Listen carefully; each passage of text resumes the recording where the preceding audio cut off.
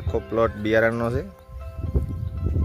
જે કપાસ આપણે તૈયાર કરી અને જે આ કોમર્શિયલ આવે ને બીટી કપાસ તૈયાર કેવી રીતે થાય એનો છે. અને એની આગળ છે નર. ભાઈ ખાતર નાખે છે દૂર.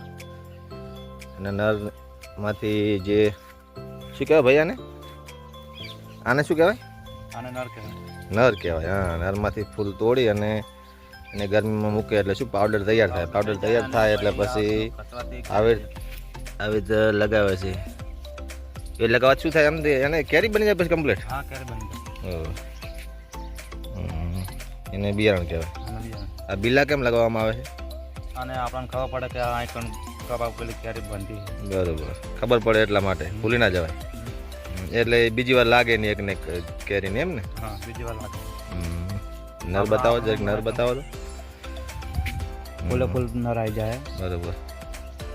આ એક સળિયામાં બધાએ તૈયાર કરી દીધા. બરોબર. આ કયું બિયારણ છે?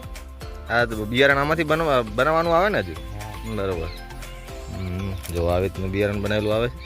પહેલાં કેરી ફોલીને એને બિલ્લા પહેરાવવામાં આવે ને પછી આ નર દ્વારા એને મિક્સ કરવામાં આવે એટલે શું છે કેરી તૈયાર થઈ જાય પછી આનું બિયારણ બની જાય.